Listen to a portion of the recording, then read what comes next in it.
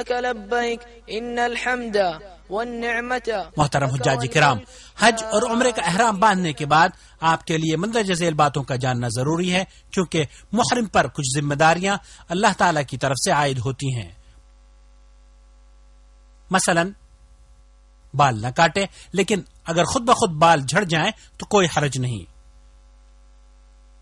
ناخن نہ تراشے، لیکن اگر خود بخود ناخن الگ ہو جائیں تو کوئی حرج نہیں. اپنے جسم پر اور کھانے پینے کی اشیاء میں خوشبو نہ استعمال کرے، لیکن احرام کی نیت کرنے سے پہلے جو خوشبو لگائی تھی اگر اس کا کوئی اثر باقی ہو تو کوئی حرج نہیں. کسی شکار کے جانور کو نہ مارے، نہ بدکائے اور نہ ہی دوسروں کی اس کام میں مدد کرے. کوئی محرم یا غیر محرم حدود حرم کے اندر کسی درخت کو نہ کاٹے اور نہ ہی کوئی ہرا پودا اکھاڑے اور نہ ہی کوئی گری ہوئی یا کھوئی ہوئی چیز اٹھائے. البتہ اگر نیت اس چیز کے بارے میں اعلان کرنا ہو تو پھر اٹھانا جائز ہے. عورتوں کو شادی کا پیغام نہ دے، نہ ہی اپنے لیے یا کسی دوسرے کے عقد نکاح کا سبب بنے، اور جب تک احرام میں ہو شہوت کے ساتھ عورت سے مباشرت اور ہم بستری نہ کرے. عورت کے لیے احرام کی حالت میں ہاتھوں میں دستانے پہننا یا نقاب یا برقعے کے ذریعے اپنے چہرے کو چھپانا ممنوع ہے. اگر اجنبی مردوں کا سامنا ہو رہا ہو تو پھر چہرے کو اوڑھنی یا کسی اور چیز سے چھپانا واجب ہے، ویسے ہی جیسے کہ غیر حالت احرام میں واجب ہے. احرام کی حالت میں مردوں پر اپنے سر کو ڈھانکنا جائز نہیں، لیکن چھتری سے یا گاڑی کی چھت سے یا اپنے سامان کو سر پر اٹھانے میں اگر سر چھپ جائے تو کوئی حرج نہیں. اگر محرم بھول کر جہالت میں سلا ہوا کپڑا پہن لے یا اپنے سر کو ڈھانک لیتا ہے یا خوشبو استعمال کر لیتا ہے یا اپنا کوئی بال کاٹ لیتا ہے تو کوئی حرج نہیں. قمیص، پائجامہ یا کوئی دوسرا سلا ہوا کپڑا پورے جسم یا جسم کے کچھ حصے کے لیے استعمال نہ کرے. اذا لم يجد ازارا فيلبس السراويل او اذا لم يجد نعلين فيلبس الخفين ولا حرج. ایسے جوتے بھی استعمال نہ کرے جو ٹخنوں کو چھپا دیں. البتہ عام جوتے اور چپل پہننا، انگوٹھی پہننا، چشمہ لگانا، گھڑی باندھنا، ایئر فون استعمال کرنا، بیلٹ اور پرس استعمال کرنا، اور اگر احرام گندا ہو جائے تو اسے بدلنا محرم کے لیے جائز ہے.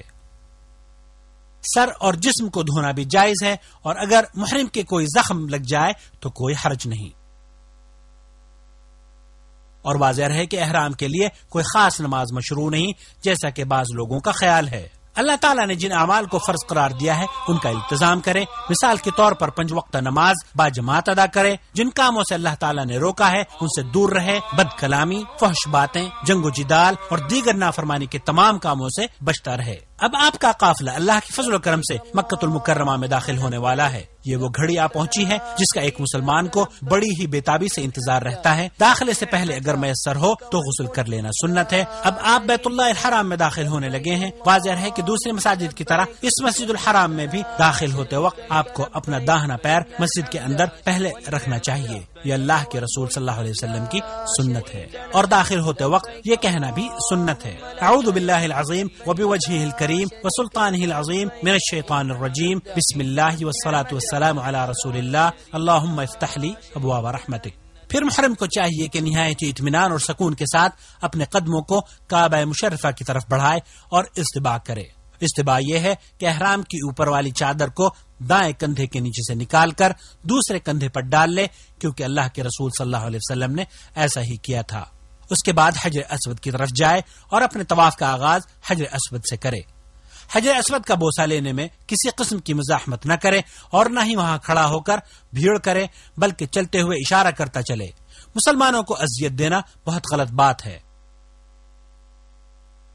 یہاں دھکا پیلی نہیں کرنی چاہیے اور کافی ہے کہ دور سے ہی ہاتھ اٹھا کر اللہ اکبر کہے اور اپنے 7 چکروں کا آغاز کرے. حاجی کو چاہیے کہ دوران طواف کثرت سے اللہ کا ذکر اور دعائیں کرتا رہے. طواف کی کوئی خاص دعا مشروع نہیں، جیسا کہ بعض لوگوں نے ہر چکر کی الگ الگ دعائیں بنا رکھی ہیں. اور ذکر و اذکار کرتے وقت بھی آواز کو بلند نہیں کرنا چاہیے، کیونکہ دوسرے طواف کرنے والوں کو اس طرح تشویش ہوتی ہے. طواف کرنے والا جب بھی رکن یمانی کے پاس جائے اگر میسر ہو تو اسے چھو لے، دایاں ہاتھ لگائے. رکن یمانی کو بوسہ دینے کی ضرورت نہیں، اور اگر ہاتھ لگانا بھی مشکل ہو تو رہنے دے اور اپنے طواف کو جاری رکھے. واضح ہے کہ اس کی طرف اشارہ بھی نہیں کرنا چاہیے جیسا کہ بعض لوگ کرتے ہیں. رکن یمانی اور حجر اسود کے درمیان یہ دعا پڑھنا سنت ہے. واضح ہے اس میں اضافہ نہیں کرنا چاہیے. ربنا آتنا فی الدنیا حسنہ وفی الآخرۃ حسنہ وقنا عذاب النار. اور اس طرح حجر اسود پر پہنچ کر ایک چکر مکمل ہو گیا. اب اپنے باقی دوسرے چکر بھی حجر اسود سے ہی اسی طرح شروع کرے اور حجر اسود پر ہی ختم کرے. طواف میں رمل کرنا مردوں پر سنت ہے، جس کا مفہوم یہ ہے کہ طواف کرنے والا مرد تیز چلے اور قدم قریب قریب رکھے، اور یہ طواف قدوم میں صرف پہلے 3 چکروں میں مسنون ہے. البتہ استباع 7 چکروں میں کرے. دوران طواف بعض حجاج کچھ غلطیاں کرتے ہیں. مثلا طواف کرتے وقت حتیم کے اندر سے گزر جاتے ہیں یا مقام ابراہیم کو بیت اللہ کا حصہ تصور کرتے ہیں، جو غلط ہے. ويكون حينئذ قد طاف ببعض الكعبة. اسی طرح خانہ کعبہ کا استلام اور بسا اوقات اس کی تمام دیواروں کا استلام یا اس سے چمٹنا. واضح ہے کہ نبی کریم صلی اللہ علیہ وسلم نے حجر اسود اور رکن یمانی کے علاوہ خانہ کعبہ کے کسی بھی جز کا استلام نہیں کیا. لہذا عقیدت سے مقام ابراہیم اور بیت اللہ کی دیواروں کو چھونا بدعت ہے، اس کی کوئی اصل نہیں، اور اللہ کے رسول صلی اللہ علیہ وسلم نے ایسا نہیں کیا. طواف کے دوران ذکر و اذکار کرتے وقت آواز کو بلند نہیں کرنا چاہیے، کیونکہ اس طرح دوسرے طواف کرنے والوں کو تشویش ہوتی ہے. دوران طواف حتی الامکان کوشش کرنی چاہیے کہ عورتوں سے الگ رہیں. الحجر الأسود وعند مقام إبراهيم فيجب الابتعاد عن ذلك. اور جب طواف مکمل ہو جائے تو اپنے دونوں کندھوں کو چھپا لینا چاہیے. طواف پورا ہونے کے بعد اگر میسر ہو تو مقام ابراہیم پر 2 رکعت نماز پڑھے، اور اگر وہاں جگہ نہ مل پائے تو مزاحمت نہ کرے، بلکہ پورے حرم میں جہاں آسانی سے جگہ مل جائے وہی نماز پڑھ لے. واضح رہے کہ نماز کو نبی کریم صلی اللہ علیہ وسلم کے طریقے کے مطابق ادا کرے، اور ان 2 رکعتوں میں پہلی رکعت میں سورہ فاتحہ کے بعد سورہ کافرون قل یا ایھا الکافرون اور دوسری میں سورہ اخلاص یعنی قل ھو اللہ احد پڑھنا سنت ہے، اور اگر کوئی دوسری صورتیں بھی ان میں پڑھ لے تو بھی جائز ہے. اس کے بعد دعا کرے اور پھر حجر اسود کا استلام کرے، اور اس کے بعد آب زمزم پیے اور صفا مروہ کے درمیان 7 چکر لگانے کے لیے کوہ صفا کی طرف نکل جائے. اس پر چڑھے یا اس کے قریب کھڑے ہو کر یہ دعا کرے ابدأ بما بدأ اللہ به، اور یہ آیت پڑھے ان الصفا والمروة من شعائر الله فمن حج البيت او اعتمر فلا جناح عليه ان يطوف بهما ومن تطوع خيرا فان الله شاكر عليم. اس کے بعد دونوں ہاتھ اٹھا کر دعا کرے، 3 دفعہ اللہ اکبر کہے اور اس دعا کو بھی 3 بار پڑھے. وكرر الدعاء لا إله إلا الله وحده لا شريك له له الملك وله الحمد وهو على كل شيء قدير. لا إله إلا الله وحده أنجز وعده ونصر عبده وهزم الأحزاب وحده. اور اس کے بعد جو چاہے دعا کرے. واضح رہے یہاں تکبیر کہتے ہوئے ہاتھوں کو نہیں اٹھانا چاہیے، جیسا کہ اکثر حجاج کرتے ہیں. ان کا یہ عمل غلط ولا ہے. يرفع يديه إلا إذا كان داعيا ولا يشير بهما عند التكبير، فإن ذلك من الأخطاء الشائعة عند كثير من الحجاج والمعتمرين. اس کے بعد ذکر و اذکار یا دعائیں کرتے ہوئے مروہ کی طرف چلے. يدعو بما يتيسر له من الدعاء لنفسه وأهله وللمسلمين. فإذا بلغ العلم اور جب سبز نشان پر پہنچے تو دوڑنا شروع کر دے یہاں تک کہ دوسرے سبز نشان تک پہنچ جائے، اور پھر آہستہ چلنا شروع کر دے. البتہ عورتیں کہیں بھی تیز نہ چلیں نہ دوڑیں.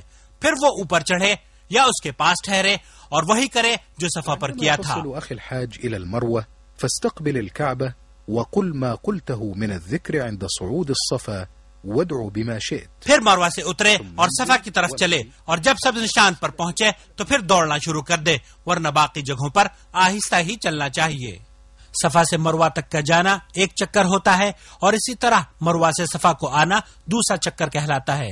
اس طرح سعی کے 7 چکر پورے کرے. من الصفا إلى المروة شوطا ورجوعك من المروة إلى محترم الصفا حجاج کرام، شوطا. صحیح کرتے وقت اگر درمیان میں آپ تھکاوٹ محسوس کریں یا کسی مرض کی وجہ سے آپ پر صفا مروہ کے درمیان چلنے میں دشواری ہو تو آپ ویل چیئر کا استعمال کر سکتے ہیں. اور اگر طواف کے بعد عورت کو حیض یا نفاس شروع ہو جائے تو وہ اس حالت میں سعی کر سکتی ہے، کیونکہ سعی کے لیے طہارت شرط نہیں. اور بعض عورتوں کو دیکھا گیا ہے کہ وہ مردوں کے ساتھ تیز بھاگتی ہیں، انہیں ایسا نہیں کرنا چاہیے. اور جس وقت سعی مکمل ہو جائے تو متمتع پر ضروری ہے کہ پورے سل کے بال تراشے یا چھوٹے کروائے. حاجی کے لیے قصر یعنی چھوٹے کرانا افضل ہے. البتہ عورتیں اپنے تمام بالوں کو ایک جگہ جمع کر کے ان کے سرے 1 انچ کے برابر یا اپنی انگلی کے پورے کے برابر یا اس سے تھوڑا کم کاٹیں۔ یہ سب کچھ کرنے کے بعد اب عمرہ مکمل ہو چکا ہے اور محرم کے لیے ہر وہ کام حلال ہے جو احرام کی وجہ سے ممنوع ہوا تھا۔ فضیلت شیخ محمد بن صالح العثیمین رحمۃ اللہ علیہ فرماتے ہیں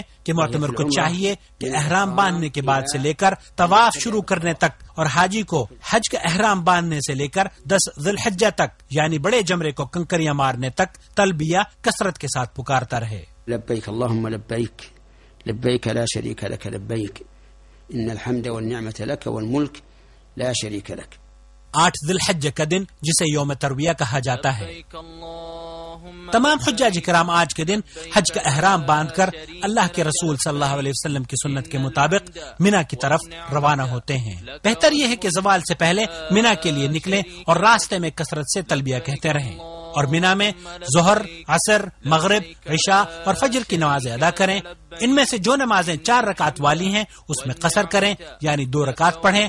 واضح رہے کہ یہ حکم تمام حجاج کے لیے عام ہے، مکہ والوں کے لیے بھی اسی طرح سے ہے جس طرح دور سے آئے ہوئے حاجیوں کے لیے ہے۔